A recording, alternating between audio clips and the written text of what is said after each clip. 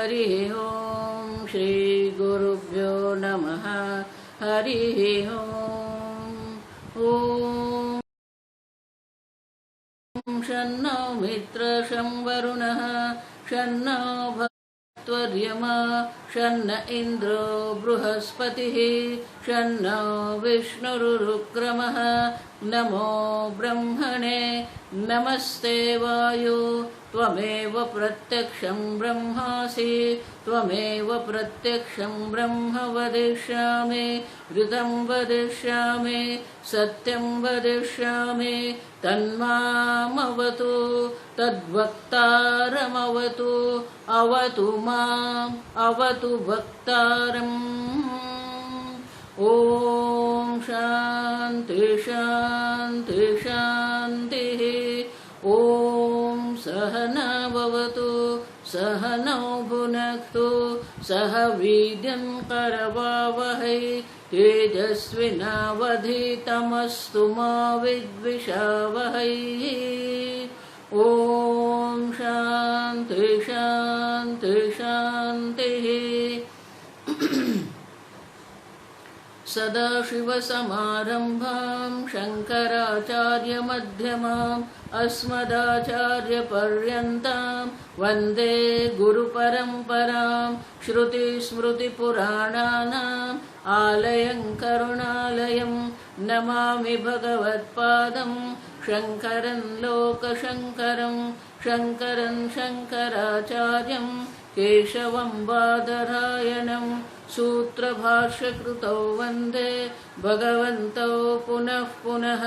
ईश्वरो गुरुरात्मेति मूर्तिभेदविभागिने व्योमवद्व्याप्तदेहाय दक्षिणामूर्तये नमः। निधये सर्वविद्यानां विशदे भवरोगिणां गुरवे सर्वलोकानां दक्षिणामूर्तये नमः। ॐ नमः प्रणवार्थाय शुद्धज्ञानैकमूर्तये निर्मलाय प्रशान्ताय दक्षिणामूर्तये नमः। ॐ नमः श्रीशङ्करानन्द गुरुपादाम्बुजन्मने सविलासमहामोह ग्राहग्रासैककर्मणे।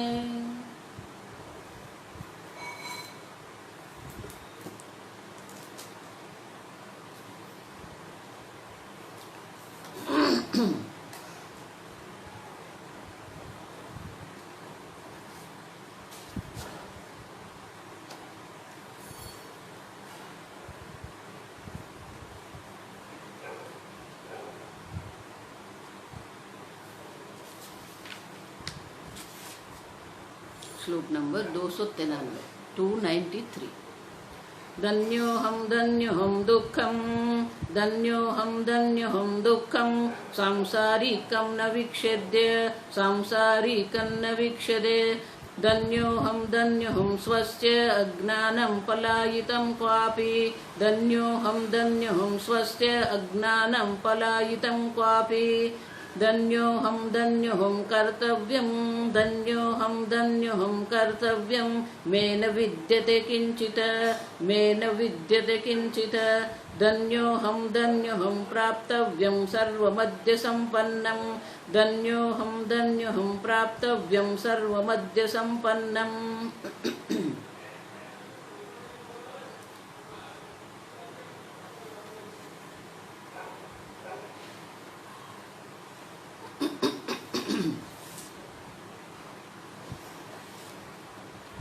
ये अंतिम 5 श्लोकों में भारती तीर्थ मुनि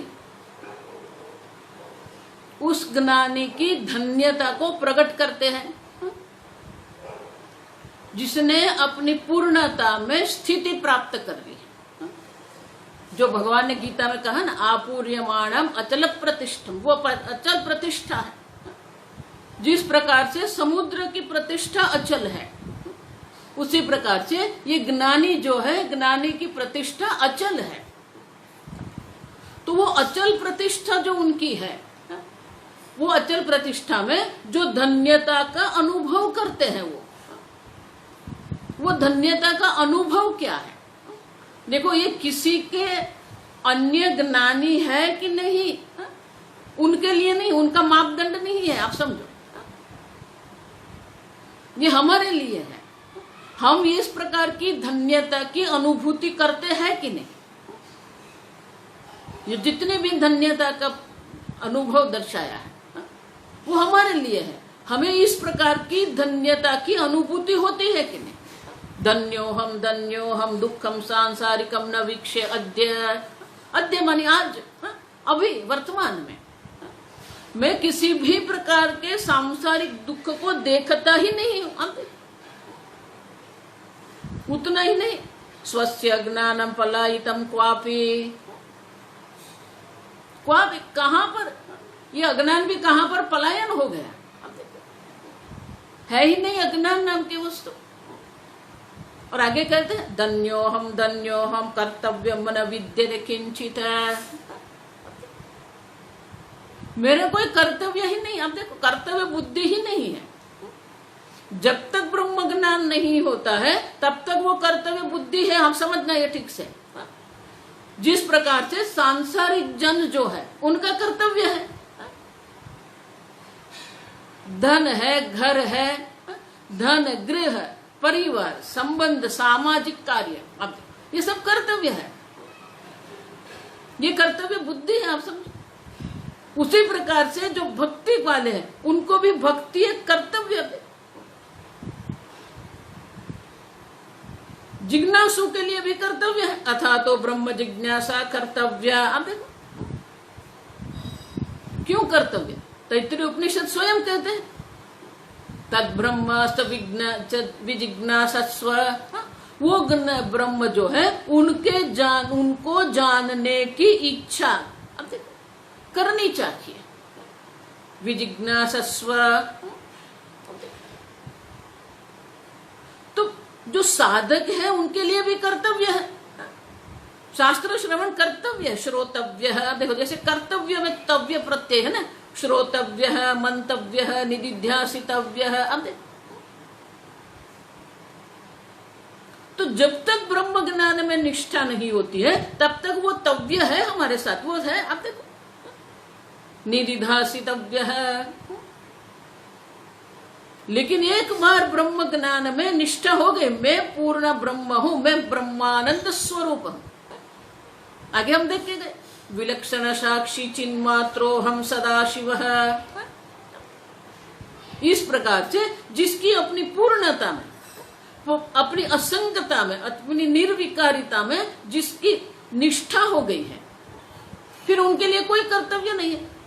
न मैं कर्तव्य अस्ति विद्यते किंचित, किसी भी प्रकार का कोई कर्तव्य नहीं।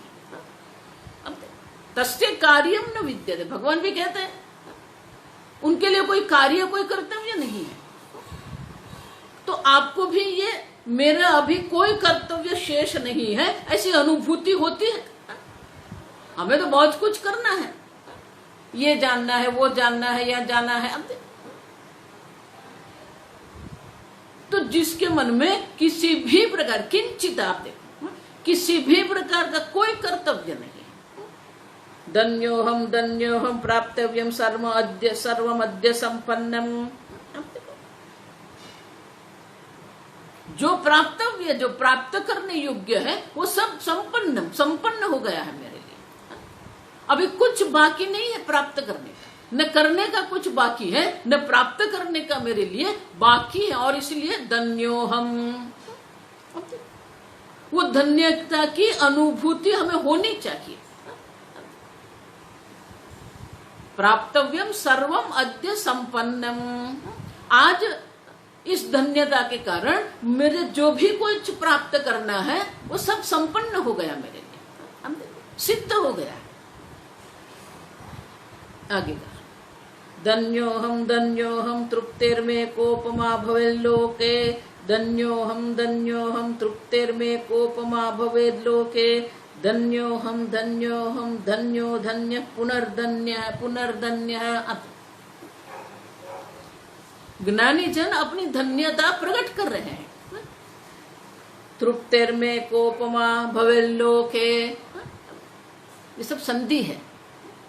कोपमा का उपमा, भवेत लोके, भवेत त है, लेकिन त के बाद जब लकार आता है तो तभी ल हो जाता है, तोरली कहते हैं। भवेल्लोके, मेरी जो धन्यता है, मैं जो धन्यता का अनुभव कर रहा हूं, मैं जो तृप्ति का अनुभव कर रहा हूं, देखो इसलिए तृप्ति दीप प्रकरण है ये। उनकी इस जगत में किसी भी प्रकार से कोई उपमा नहीं है, क्योंकि जगत में जो भी हमें तृप्ति प्राप्त होती है सब अनित्य तृप्ति होती है। अन्न से जो हमें तृप्ति होती है क्षणिक तृप्ति है, धन से भी जो हमें तृप्ति होती है क्षणिक है। आप समझो, कितना भी धन आप प्राप्त कर लो, कितना भी धन हमारे पास होता है वो अल्प ही दिखता है हमें। कितना भी विषय का उपभोग कर लो फिर भी कुछ तो बाकी ही रह जाता है। हम अमेरिका गए थे लेकिन ये देखने का रह गया, क्यों? समय नहीं था। कुछ भी करो आप, शेष रहता है। और इसलिए जो तृप्ति का अनुभव, नित्य तृप्ति का जो अनुभूति हमें होनी चाहिए वो नहीं होती है। लेकिन ये जो तृप्ति वो कैसे है? तृप्तिर्में को उपमा भवेल्लोके, इस लोक में, परलोक में जो आनंद की अनुभूति जो है, जो तृप्ति की अनुभूति है, उनकी उपमा ये जगत में है ही नहीं। दोनों विरुद्ध है, एक नित्य तृप्ति है, दूसरी अनित्य तृप्ति है। देखो इसीलिए ये सबसे हमें वैराग्य होना चाहिए, कर्म से वैराग्य होना चाहिए, कर्तव्य से भी वैराग्य होना चाहिए। जगत की तृप्ति जो है वो जगत की अनित्य तृप्ति से भी हमें वैराग्य होना चाहिए। क्यों? को उपमा भवेत लोके, इस लोक में ये तृप्ति की कोई उपमा ही नहीं है। पूर्णानंद स्वरूप, पूर्ण जो आनंद स्वरूप है उनकी क्या उपमा होगी? उनकी तुलना कहीं नहीं होती। धन्योहम धन्योहम, धन्यः धन्यः, पुनः पुनर्धन्यः, पुनः पुनः धन्यः, मैं धन्य हूं। आप देखो मेरी धन्यता जो है पुनः पुनः धन्य है। तत्व की दृष्टि से भी धन्य हूं, मनुष्य शरीर की दृष्टि से भी मैं धन्य हूं। क्यों? क्योंकि मनुष्य दृष्टि का जो लक्ष्य है वो मैंने सिद्ध कर दिया है। आप देखो बार बार इसलिए कह रहे हैं कि किसी भी दृष्टि से आप देखिए, धन्यता की अनुभूति है। देश की दृष्टि से, काल की दृष्टि से, वस्तु की दृष्टि से, हर एक प्रकार की दृष्टि से आप देखते हैं वो धन्यता है। कर्म की दृष्टि से, प्राप्ति की दृष्टि से, भोग की दृष्टि से धन्यता है। अहो पुण्यम अहो पुण्यम, अहो पुण्यम अहो पुण्यम, फलितम फलितम दृढ़म, फलितम फलितम दृढ़म, अस्ति पुण्यस्य संपत्तेः, अस्ति पुण्यस्य संपत्तेः, अहो वयम अहो वयम। अब देखो अहो पुण्यम। अब ये धन्यता की मुझे अनुभूति हो रही है, तो आप देखिए पुण्य क्या है। अब देखो ऐसा उत्कृष्ट पुण्य मुझे प्राप्त हुआ है जिसके कारण ये धन्यता की अनुभूति में वो मुझे होती है। पुण्य से ही हमें आनंद की अनुभूति होती है, सुख की अनुभूति होती है। अब ये तो कैसा पुण्य होगा? अब देखो कि मुझे अनंत की अनुभूति होती है, मुझे पुण्यता की अनुभूति होती है। किस प्रकार के पूर्व जन्म में पुण्य प्राप्त किए होंगे, अनुग्रह प्राप्त किए होंगे कि मुझे ये मिल रहा है। फलितम फलितम दृढ़म, वो पुण्य फलित हो गया। आप देखो वो जो उत्कृष्ट पुण्य जो मेरे थे उनका फल मुझे प्राप्त हो गया, ये धन्यता की अनुभूति मैं कर रहा हूं। देखो ये बहुत सुंदर है। आप जगत में अभी जितने भी कर्म के द्वारा पुण्य कर्म कर रहे हैं, वो सब जो पुण्य कर्म है उनका फल कब आपको प्राप्त होगा आपको पता नहीं है। हम कुछ नहीं जानते, आप समझो। लेकिन ये पुण्य तो ऐसा है, इसी जन्म में फलित हो, दृढ़म फलितम। आप देखो, इसी जन्म में वो फलित हो गया, परिपाक हो गया, उनका फल मुझे प्राप्त हो गया। अब देखो वो कैसा उत्कृष्ट पुण्य है जिसके द्वारा मैं मुझे ये अनंत नित्य तृप्ति की प्राप्ति हो गई। अन्य सब पुण्य तो अन्य लोक में, अन्य योनि में, अन्य देश में मुझे प्राप्त करना होता है, ये तो यही अभी मुझे प्राप्त हो गया।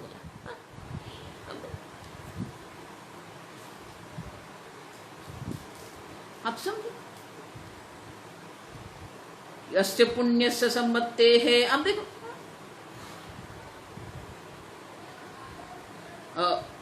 अहो वयम, ये जो पुण्य की हमें प्राप्ति हुई है, ये पुण्य की जो संपत्ति है, ये शुभ कर्म जो है, शुभ विचार है। अहो वयम, वो धन्यता हमें है कि इस जन्म में यहां भी देखो, इसलिए भगवान भी कहते हैं इह सर्जित सर्ग, इह सब प्रकार के जो जन्म मरण के चक्र है सबके ऊपर विजय प्राप्त है, यह तर्जित सर्ग है। यहां अभी ही ये सब तृप्ति है, बाद में नहीं। आप समझो, यहां मनुष्य जन्म में ही मुझे ये तृप्ति की प्राप्ति हो गई है। ये मनुष्य जन्म मेरा जो है वो भी धन्य हो गया, क्योंकि ये पुण्य की जो संपत्ति है वो पुण्य की संपत्ति मुझे प्राप्त हो गई। मेरे सब पुण्य कर्म जो है फलित हो गए, और कोई पुण्य करने की आवश्यकता नहीं, कोई शुभ कर्म, शुभ विचार की आवश्यकता नहीं है, क्योंकि वो पुण्यता की प्राप्ति मुझे हो गई है। कुछ अप्राप्त नहीं है, और इसीलिए हम धन्य हैं, देखो भाग्यशाली है। आगे अहो शास्त्रम अहो गुरुर अहो गुरुः, अहो शास्त्रम अहो गुरुर अहो गुरुः, अहो ज्ञानम सुखम अहो सुखम। अहो माने धन्यता की जो अनुभूति होती है ना, उसका उद्गार है, ये उद्गार करते हैं। अहो शास्त्रम, अब देखो ये शास्त्र, देखो शास्त्र की महिमा आप देखिए। अहो शास्त्रम, और वो शास्त्र जो हमें शास्त्र का उपदेश कर रहे हैं, शास्त्र का अध्ययन करा रहे हैं, अहो गुरु। अब देखो वो गुरु भी हमारे लिए धन्य है, जिस गुरु ने हमें ये शास्त्र का उपदेश किया है, जिस शास्त्र के उपदेश के श्रवण से हमें ये धन्यता की अनुभूति हुई है। ये शास्त्र भी विशेष है, शास्त्र भी श्रेष्ठ है, शास्त्र को उपदेश करने वाले गुरु भी श्रेष्ठ है। अहो ज्ञानम, और उनके द्वारा जो प्राप्त हुआ ज्ञान है वो भी सर्व उत्कृष्ट ज्ञान है। शास्त्र भी श्रेष्ठ है, गुरु भी श्रेष्ठ है, ज्ञान जो प्राप्त हुआ है वो ज्ञान भी श्रेष्ठ है। अहो ज्ञानम अहो सुखम अहो, और उनके द्वारा जो पूर्णता की प्राप्ति हुई है, पूर्णानंद की, ब्रह्मानंद की जो प्राप्ति हुई है वो भी श्रेष्ठ है। आप उनके लिए अहो माने उनके लिए कोई शब्द ही नहीं है मेरे पास। जब किसी की उत्कृष्टता हम देखते हैं तो उनकी उत्कृष्टता को किस प्रकार से हम अभिव्यक्त करें, जब हमारे पास शब्द नहीं होते हैं। अहो, अब देख हमारे पुत्र कुछ विशेष प्रकार से करते हैं, वाह वाह ऐसा हम करते हैं। आप देखो माने इतना उत्कृष्ट है कि अन्य कोई शब्द नहीं है हमारे पास। तो ये शास्त्र भी उत्कृष्ट है, गुरु भी उत्कृष्ट है, ज्ञान भी उत्कृष्ट है, और उनके द्वारा जो प्राप्त जो सुख है, आनंद जो है, वो भी उत्कृष्ट है। उनकी कोई तुलना है ही नहीं, आप समझे। देखो, इसके द्वारा भारतीय तीर्थ मुनि हमें क्रम दर्शा रहे हैं। निष्काम भाव से जब हम कर्म करते हैं तो इस प्रकार के उत्कृष्ट पुण्य की हमें प्राप्ति होती है कि हमें शास्त्र मिलते हैं। शास्त्र के उपदेश के लिए गुरु की प्राप्ति होती है, और गुरु के उपदेश से हमें ज्ञान की प्राप्ति होती है, और वो ज्ञान ये है कि मैं पूर्णानंद स्वरूप हूं, सच्चिदानंद हूं।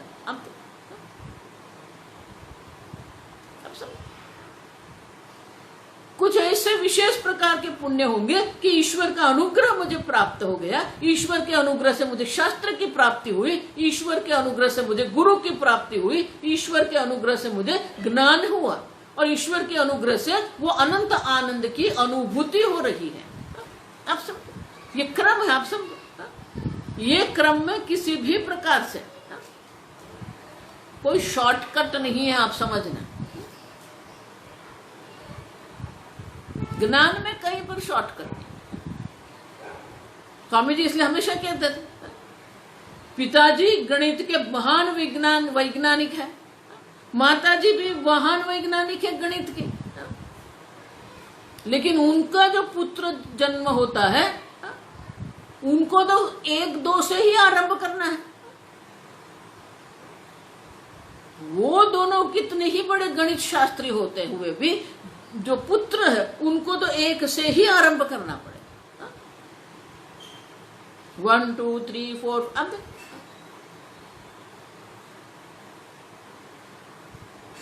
अब तो कोई उसमें कोई शॉर्टकट नहीं है। पहले हमें संख्या का ज्ञान होना चाहिए, फिर संख्या को कैसे जोड़ना है, कैसे घटाना है, फिर उनका गुणाकार कैसे करना है। जो क्रम है गणित सीखने का, वो क्रम से ही हमें गणित सीखना पड़ेगा। देखो, इसलिए जब 6ठी कक्षा में जब आई मैं, तब से वो समय तालिका होती है, वो स्कूल में, विद्यालय में, शाला में वो एक तालिका होती है। तो मैं अपनी तालिका, समय तालिका जो है, अब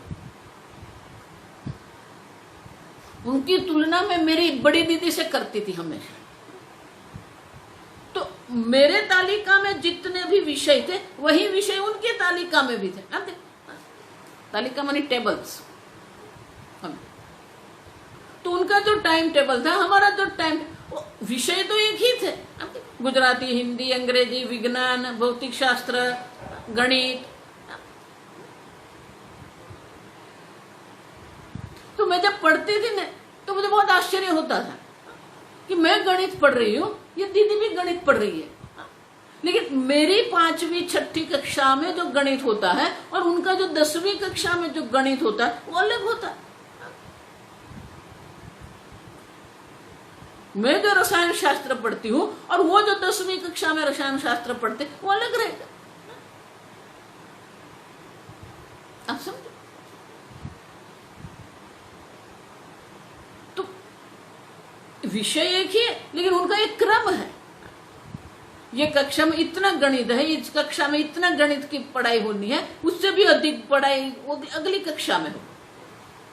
क्रम है उनका, गणित हो, रसायन शास्त्र हो, जीव शास्त्र, सबका एक क्रम है। उसी प्रकार से ये ब्रह्म ज्ञान के लिए भी क्रम है। आप समझे, कोई शॉर्टकट नहीं है।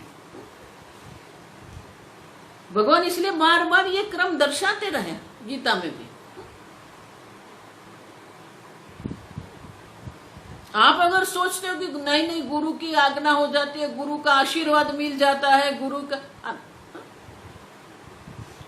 का कितना भी आशीर्वाद हो, गुरु का कितना भी अनुग्रह हो, लेकिन ये ब्रह्म ज्ञान जो है उनमें निश्चय आपका है, गुरु का नहीं। गुरु तो कहते हैं आप पूर्ण ब्रह्म स्वरूप है, लेकिन आपका निश्चय क्या है? आपका निश्चय हुआ मैं पूर्ण ब्रह्म हूं। देखो, इसलिए कहते ये धन्यो हम जो कहते हैं वो धन्यता की अनुभूति आपको होनी चाहिए। वो पूर्णता की अनुभूति आपको होनी चाहिए।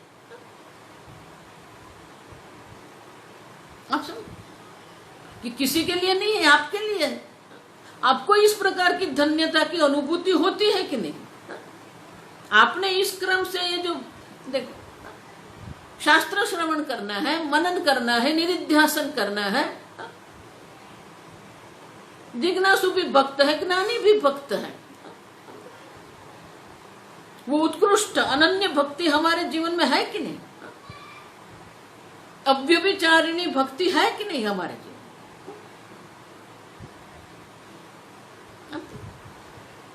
में? ज्ञानी भी भक्त है भगवान का, वो ईश्वर का चिंतन करते रहते हैं।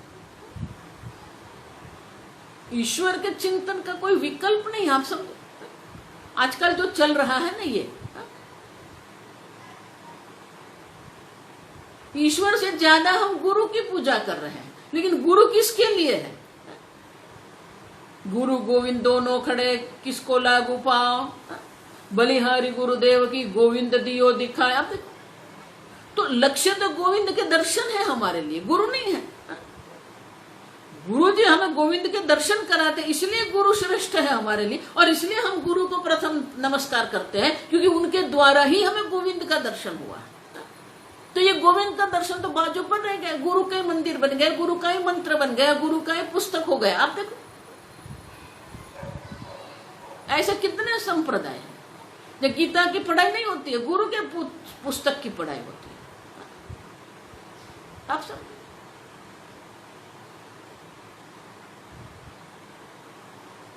ईश्वर का कोई विकल्प नहीं है। अज्ञान अवस्था में भी ईश्वर है, ज्ञान अवस्था में ईश्वर मात्र। ईशावास्य इदगम सर्वम मत्स्थानि सर्वभूतानि। आप यो माम पश्यति सर्वत्र सर्वम च मयि पश्यति। अब देखो सर्वत्र जो ईश्वर के दर्शन करते हैं और ईश्वर में सर्व का जो दर्शन करता है, तस्याहम न प्रणश्यम, उनसे मैं कभी भी अदृष्ट नहीं होता हूं, अदृश्य होता ही नहीं हूं मैं। अब देखो न वो मुझसे अदृश्य होता है, न वो मुझसे अदृश्य होता है। भगवान क्या कहते हैं? न मैं उससे अदृश्य होता हूं, न उससे मैं अदृश्य होता हूं। माने कि वो सदा ईश्वर चिंतन में है।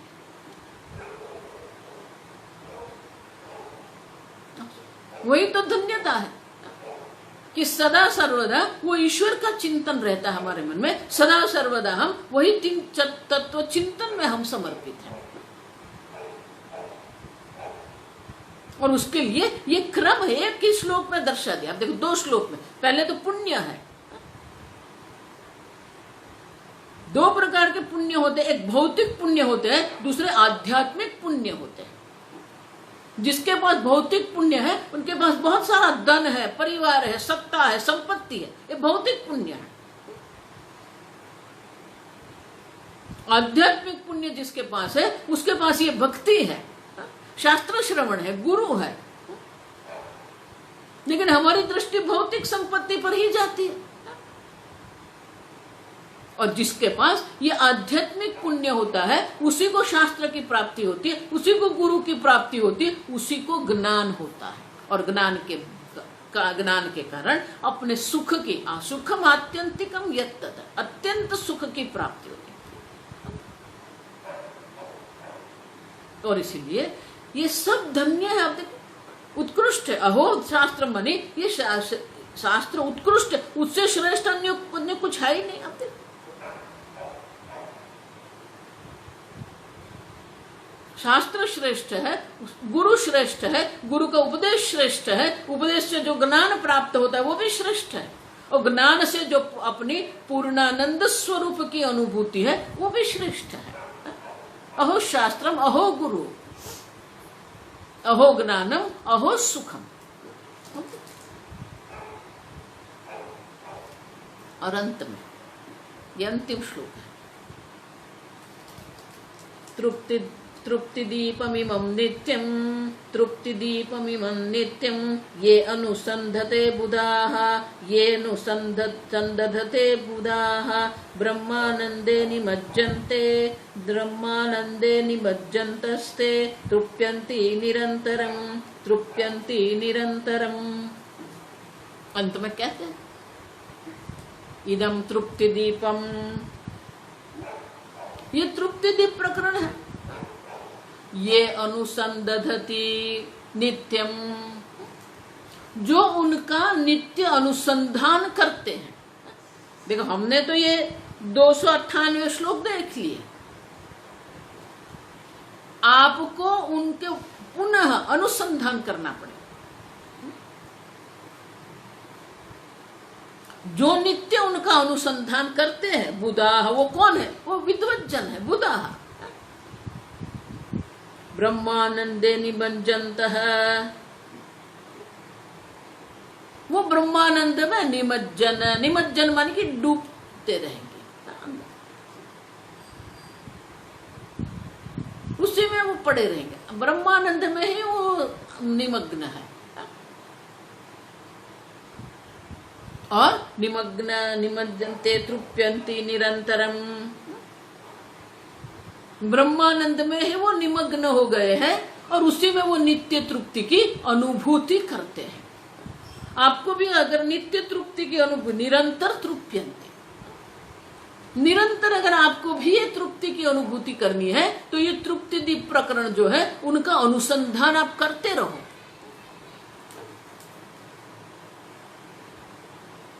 अनुसंधान से ही होगा। निरंतर तृप्ति की अनुभूति है। आज हुई कल नहीं, ऐसा नहीं है। देखो ये समाधि जैसा नहीं है, समाधि अलग बात है, आप समझना। समाधि में आनंद मिल गया, फिर व्युत्थान अवस्था में क्या होगा? व्युत्थान अवस्था भी समाधि ही है, आप समझो। शंकराचार्य जी समाधि शब्द का अर्थ आत्मा करते हैं। आप देखो क्यों? सम्यक आधीयते सर्वानिति समाधि, संपूर्ण विश्व सर्व जिसमें आधीयते, जिसमें अधिष्ठित है वो आत्मा है। समाधि माने कि वो आत्मा में ही नित्य निरंतर हमारी वृत्ति प्रवाह हो चलता रहता है। बाहर से कितनी भी प्रवृत्ति होती रहती है, अंदर से वो जो वृत्ति है वो चलती रहती है, आप समझो। क्योंकि जो भी आप देख रहे हैं, देखने वाला भी चैतन्य स्वरूप आत्मा है, जो दृश्य है वो भी चैतन्य स्वरूप आत्मा है, जो दर्शन क्रिया है वो भी चैतन्य स्वरूप आत्मा है। हमारी जो वृत्ति है निरंतर वही चैतन्य की ओर बह रही है, और इसीलिए निरंतरम तृप्यन्ति ब्रह्मानंदे निमज्जन्तः। अब देखो ब्रह्मानंद में निमग्न होने के कारण वो नित्य तृप्ति की अनुभूति करते हैं, आप समझो। और इसीलिए नित्य नित्यम अनुसंधते, नित्य ये तृप्ति दीप प्रकरण का अनुसंधान आपको करना पड़ेगा। जितना अनुसंधान आप करते रहेंगे उतनी ही ये तृप्ति की अनुभूति आपको होगी।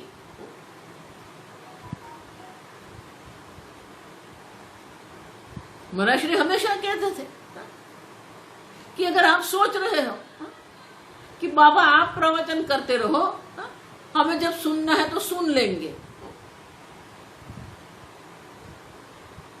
नहीं, जब सुनना है ऐसा नहीं है। नित्यम अनुसंधते, नित्य उनका चिंतन जो करते हैं, नित्य निरंतर वो चिंतन होना चाहिए। आप समझो, हमारा जीवन जो है उसी में समर्पित होना चाहिए। अन्य सर्व हमारे लिए गौण होना चाहिए। हमारा प्राधान्य कहां पर है, हमारी अग्रिमता कहां पर है? प्रायोरिटी अंग्रेजी में उसको कहते हैं। शास्त्र हमारी प्रायोरिटी है, गुरु हमारी प्रायोरिटी है, ज्ञान हमारी प्रायोरिटी है, सुख, नित्य आनंद, नित्य तृप्ति हमारी प्रायोरिटी है। जिसके जीवन में शास्त्र है, गुरु है, तो ज्ञान अवश्य होगा, क्यों नहीं होगा। श्रद्धावान लभते ज्ञान, इसलिए भगवान कहते हैं। लेकिन वो ज्ञान अगर हमें प्राप्त करना है, देखो ये आधा आधा अवतरण है ना, बहुत डेंजरस है।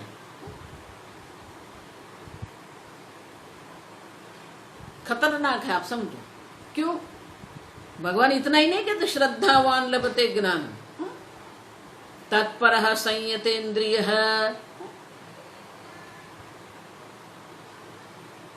तत्पर, वो तत्परता, वो प्रायोरिटी, वो तत्परता हमारे अंदर भी होनी चाहिए। मोक्ष की तत्परता होनी चाहिए। अगर मोक्ष की तत्परता है तो ज्ञान की तत्परता होनी चाहिए, ज्ञान की तत्परता है तो गुरु की तत्परता होनी चाहिए, गुरु की तत्परता है तो शास्त्र श्रवण की भी तत्परता है। आप समझो, क्योंकि ये क्रम है। तो वो तत्परता हमें हो चाहिए, जितनी हमारी तत्परता रहेगी। श्रद्धावान, श्रद्धा हमारी, ये आप देखो, ईश्वर में, शास्त्र में, गुरु में और ज्ञान में हमारी श्रद्धा होनी चाहिए। वो चारों के लिए हमारे मन में तत्परता भी होनी चाहिए। संयतेन्द्रिय है। तीसरा क्या है? संयतेन्द्रिय, हमारी संपूर्ण उपाधि पर हमारा नियंत्रण है। यथा संहरते कूर्मोंगानीव सर्वशः, जिस प्रकार से कूर्म अपने सर्व अंग जो है संहरते, अपने कवच में ले लेते, उसी प्रकार से महाराज श्री इसलिए कह रहे, आप सोचते हो कि मैं कुछ भी करूं, कुछ भी खाऊं, कुछ भी बोल दूं, अगर आपकी वाणी में शुद्धि नहीं है, आपके विचार में शुद्धि नहीं है, आपके भोजन में शुद्धि नहीं है, तो कैसे ज्ञान होगा? संयतेन्द्रिय, संयतेन्द्रिय मानी ये सब जो सद्गुण आवश्यक है, विवेक, वैराग्य, समाधि, षटक संपत्ति, मुमुक्षुत्व। गीता में भगवान जो कहते हैं अभयम सत्व संशुद्धि ही, अमानित्वम, अदम्भित्वम, अहिंसा, क्षांति, आर्जवम, आचार्योपासनम, ये सब होना चाहिए। संयतेन्द्रिय उपलक्षण कहते हैं उसको। एक भगवान एक दृष्टांत देते, एक का उल्लेख करते हैं, बाकी सब है।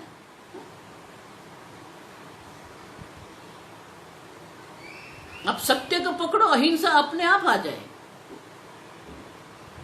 अब सत्य को पकड़ो, करुणा अपने आप आ जाएगी। एक में निष्ठा प्राप्त करेंगे, बाकी सब आने लगेंगे। अमानित्वम, अदम्भित्वम।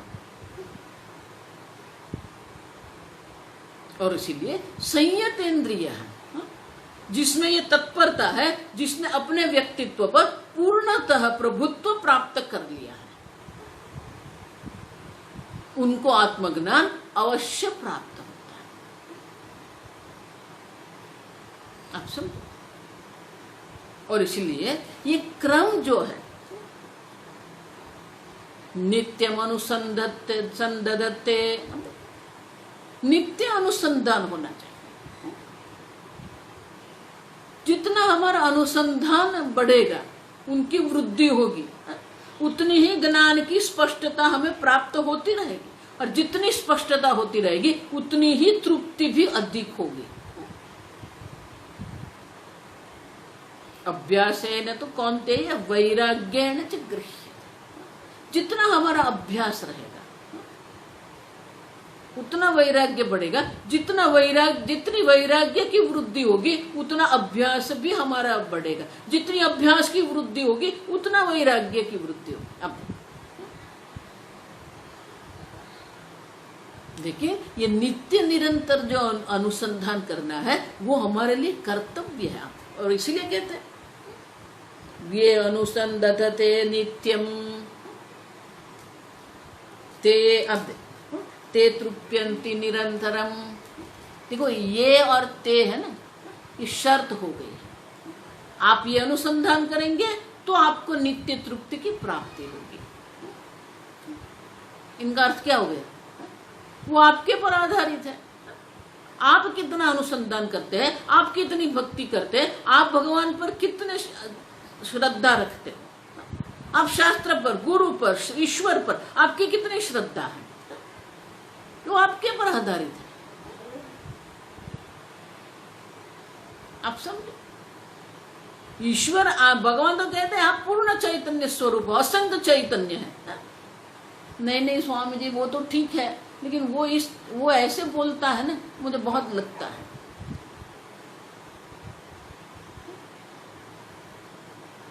निश्चय आपका होना चाहिए। आप पूर्ण चैतन्य स्वरूप है, नित्य तृप्त आत्मा आप है, वो निश्चय आप कर लो। मेरा श्री इसलिए कहते थे, झूठ मूठ ही मान लो मैं नित्य तृप्त हूं, झूठ मूठ ही मान लो मैं असंग हूं, झूठ मूठ ही मान लो मैं पूर्ण हूं।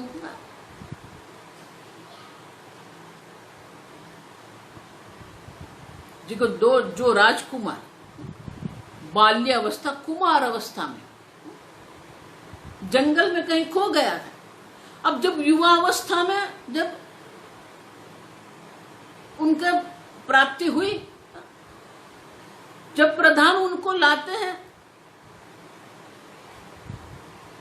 तो राजप्रसाद में जब वो लाते हैं तो उन्होंने तो मान लिया था मैं तो वनवासी हूं। अब जब उनको कहते हैं नहीं नहीं आप राजकुमार हैं, तो क्या करना पड़ेगा? उसको अंग्रेजी में orientation, you have to change your orientation. देखो, आजकल होता है ना, ओरिएंटेशन कैंप होता है। अब उनका खाना पीना, बोलना, चलना एक राजकुमार के तरह होना चाहिए। He has to own up that I am the prince. तो उनको आत्मसात करना पड़ेगा, और वो आत्मसात हमें भी करना है। मैं पूर्ण आनंद स्वरूप हूं। वो आत्मसात करने के लिए क्या करना है? नित्यम अनुसंधते तृप्ति दीपम इमम। अब जितना शास्त्र का अनुसंधान करेंगे, जितना हमारा अधिक अनुसंधान रहेगा, उतनी ही तृप्ति की अनुभूति हमें।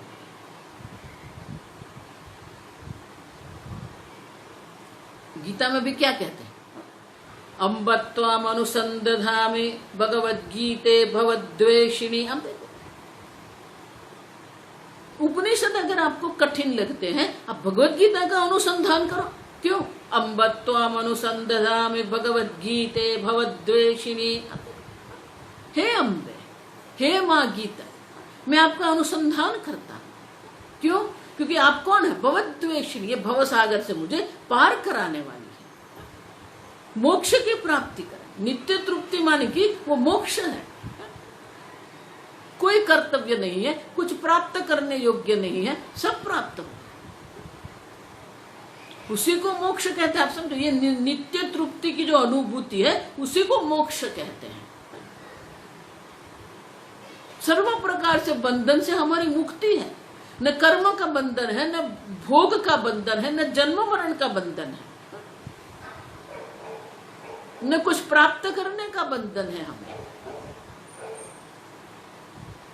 वो नित्य तृप्ति है, लेकिन उनके लिए अनुसंधान करना पड़ेगा। भगवत गीता है तो भगवत गीता का अनुसंधान करो, तृप्ति दीप प्रकरण है तो उनका अनुसंधान करो। नित्यम अनुसंधते बुधा। जो बुद्धिमान लोग हैं, ये उनका नित्य अनुसंधान करते हैं, और नित्य अनुसंधान के फल रूप उनको निरंतर तृप्ति की प्राप्ति होती है। तो ये 5 श्लोकों में जो धन्यो हम दर्शाया है वो दूसरे को देखने के लिए नहीं है, आपके लिए एक मापदंड बना के रख दिया यहाँ पर। इस प्रकार की अनुभूति अगर आपको हो रही है तो आप ज्ञानी है, आप मुक्त है, और आपका जो जीवन है वो जीवन मुक्ति का भी जीवन है। अगर नहीं है तो क्या करना है? नित्यम अनुसंधते, तब शास्त्र का अनुसंधान करते रहो। जितना हमारा शास्त्र का अनुसंधान होता रहेगा, जितना हमारा शास्त्र का श्रवण होता रहेगा,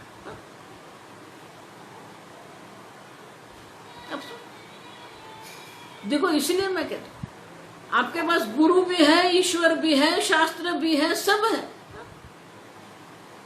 अब जो करना है वो आपको करना है। शास्त्र श्रवण करते रहो।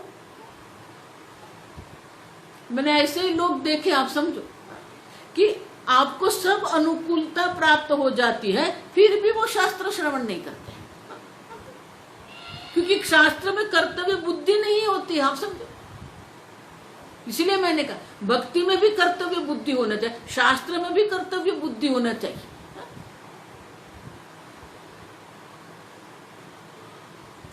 अब देखिए ऋषिकेश जाइए, आप कुंभ मेले में जाइए, आप देखिए हर एक प्रकार के सांसारिक कर्तव्य से वो सब मुक्त है। आप देखो फिर भी वो अनुसंधान नहीं करते, बैठे रहते, गप्पे मार लगाते हैं।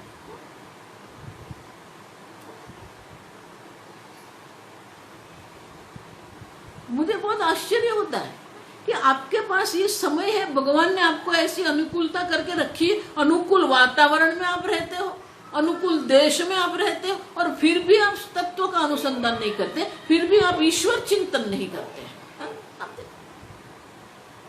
इससे मूर्ख और कोई नहीं हो सकता, आप समझना। सांसारिक लोग तो मूर्ख है ही, और जिसको अनुकूलता कर दी वो भी नहीं कर रहे, तो इससे अधिक मूर्खता क्या होगी? आप समझो ये। और इसलिए कहते हैं नित्यम अनुसंधते बुधा। जो बुद्धिमान लोग है, बुधा जो बुद्धिमान लोग है, वो नित्य उनका अनुसंधान करते हैं। तच्चिंतनम तत्कथनम अन्योन्य तत्प्रबोधनम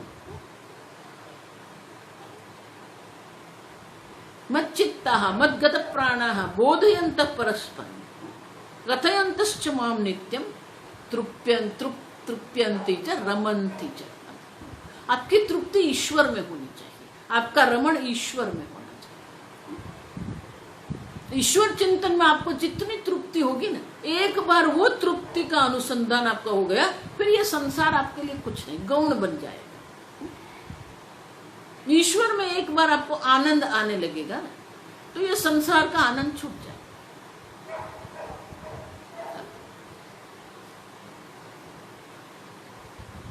आनंद, ये नित्य तृप्ति की अनुभूति हमें करनी है, तो ये अनित्य का त्याग करना पड़ेगा, विकारी का त्याग करना पड़ेगा। निर्विकारी असंग नित्य जो है उनका चिंतन हमें करना है। और ऐसा मत मानना कि किसी के कोई भी व्यक्ति अगर मुझे आके कहती है स्वामी जी मेरे पास समय नहीं, ये बिल्कुल अयोग्य वाक्य है। अगर आप में जो निष्ठा होगी ना, तो आप कहीं से भी समय निकाल लेंगे। मैंने देखे ऐसे लोग जिनके ऊपर इतनी दायित्व होता है उनके जीवन में, फिर भी वो समय निकाल के शास्त्र चिंतन करते थे। मैंने देखा है उन लोगों को, बड़े परिवार वाले होते थे, फिर भी वो शास्त्र चिंतन करते। वो जहां पर नौकरी करते थे, वो नौकरी में भी उनको बहुत बड़ी दायित्व देते थे, वो दायित्व था, फिर भी वो शास्त्र चिंतन करते थे, शास्त्र अध्ययन करते थे वो।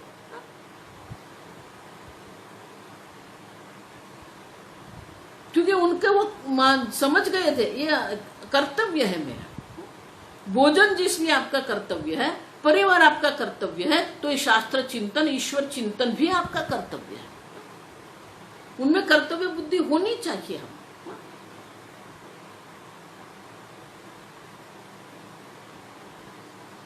आप सुन, और इसलिए कहते हैं नित्यम अनुसंदते बुधाः, ये नित्य, ये बुधा, जो बुद्धिमान लोग ये नित्य इनका अनुसंधान करेंगे उनको निरंतर तृप्ति की प्राप्ति अवश्य होगी। देखो इसलिए वेदांत जो है ना वो पुरुषार्थ है, मोक्ष पुरुषार्थ है, आप समझो, प्रारब्ध नहीं है, अनुग्रह नहीं आते। क्योंकि अनुग्रह करने के बाद भी अगर आपके अंदर कर्तव्य बुद्धि नहीं है तो आप उनको क्या करेंगे, व्यय करेंगे उनका। भगवान इसलिए तो भागवत में भी कहते हैं 11वें स्कंद में कि इतनी अनुकूलता करके मैंने रखी है। नृदेहम दुर्लभम सुदुर्लभम प्लवम, ये नृदेह जो है दुर्लभ नहीं सुदुर्लभ है, आप समझो। गुरु कर्णधारम, शास्त्र है, गुरु है। प्लवम, प्लवम मानी नाव, भवसागर पार करने के लिए ये मनुष्य देह जो है वो प्लव है। और आपको गुरु, आपके पास गुरु है, आपके पास शास्त्र है। वया तेन नभस्वदात्, मेरे द्वारा अनुकूल वायु भी है। नाव जब जल में होती है तो वायु भी अनुकूल होना चाहिए। अगर वायु विरुद्ध दिशा में होगा तो नाव कभी आगे नहीं बढ़ेगी। तो भगवान कहते हैं मेरे अनुग्रह रूप वायु भी जो है वो अनुकूल है। पुमान भवाब्धिम न तरेर, फिर भी जो मनुष्य ये भवसागर पार करने का प्रयत्न नहीं करते हैं, स आत्मा, जो आत्महत्या कर रहे हैं।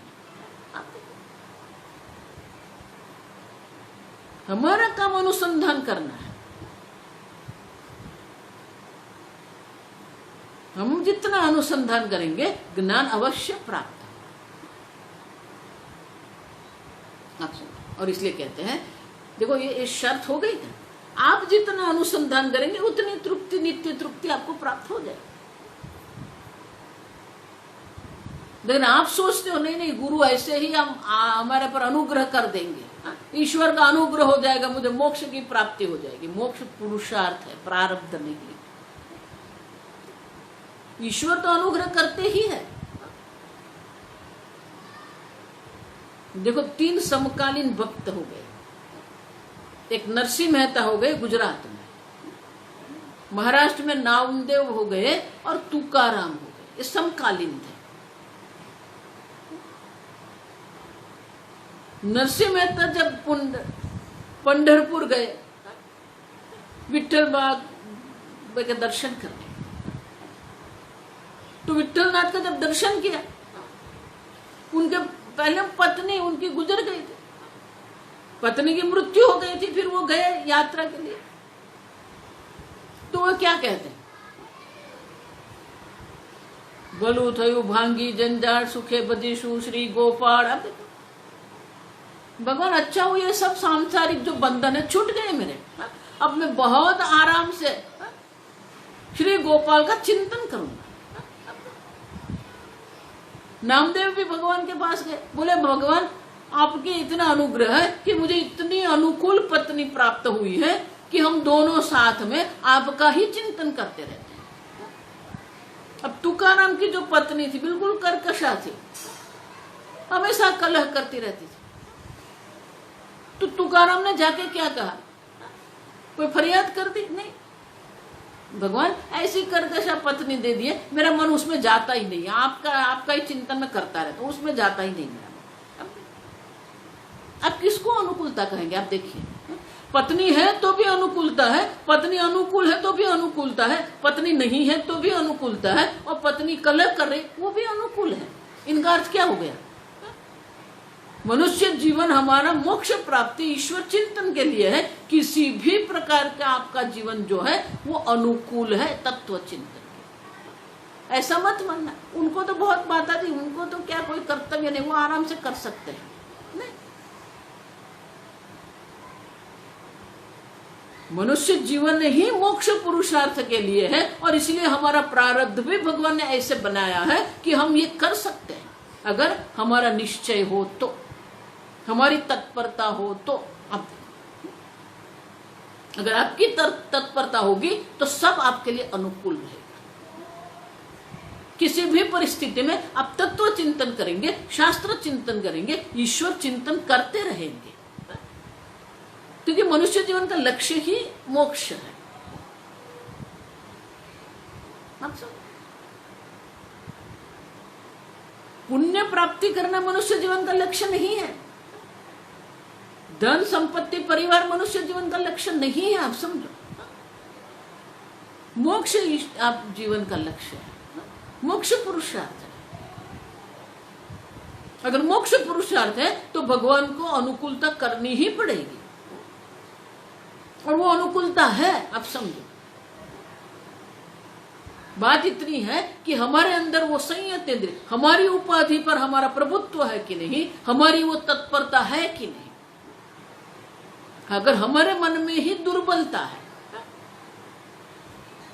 आत्मबलम ही बलम, आप समझना।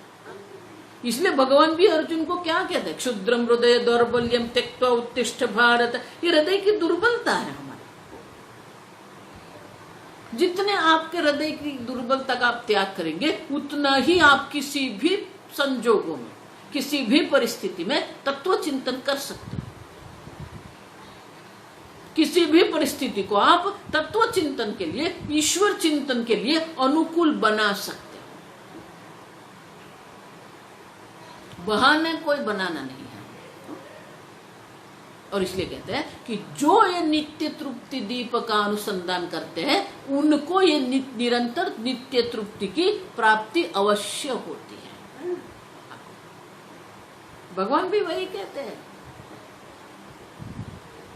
मत चित्ता मन मना भव मत भक्त मद्याजी माम नमस्कुरु। अब मत कर्म कृत मत परम मत भक्त। कितनी बार भगवान कहते, आपका ये जीवन है, आपका जीवन ईश्वर समर्पित होना चाहिए।